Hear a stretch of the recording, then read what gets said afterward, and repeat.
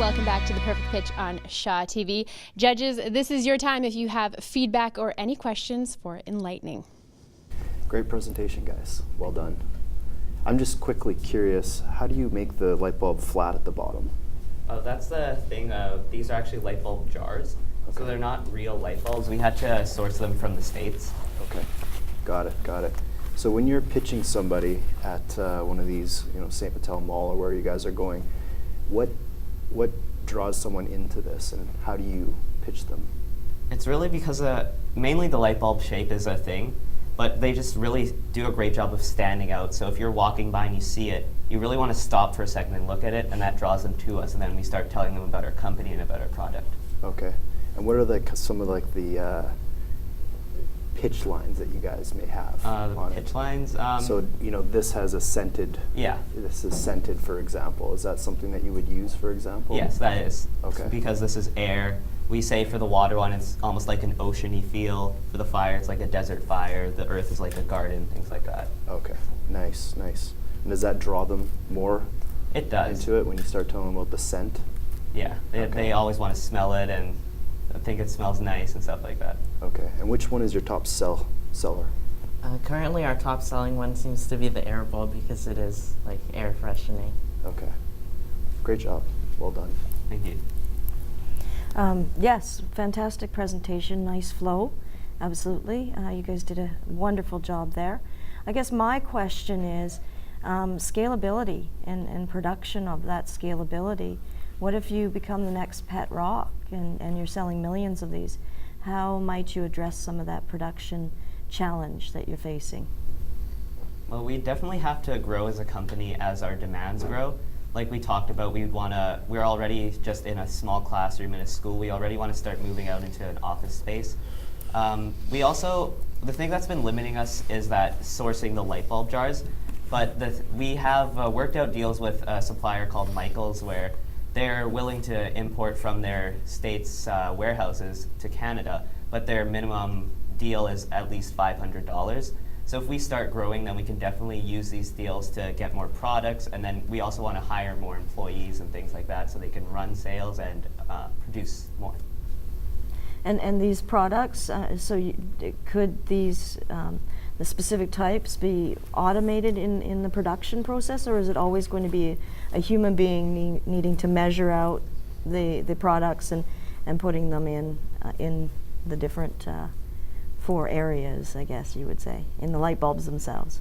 Well, to not use human beings, that would require a lot of technology. If we did start selling millions and millions, well, having something measure out rocks isn't really like a new thing. So we could get some automated things for measuring out the rocks, putting it in the jar.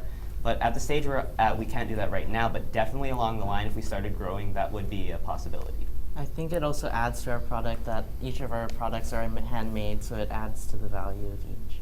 Excellent. Thank you. I just have a couple questions, actually. You guys said that you sold 55 so far. Who are typically buying them? Is there a certain demographic? Is it an over 40 crowd? Is it middle-aged crowd? Where have you kind of found that most of your sales have gone to, age-wise or that sort of thing?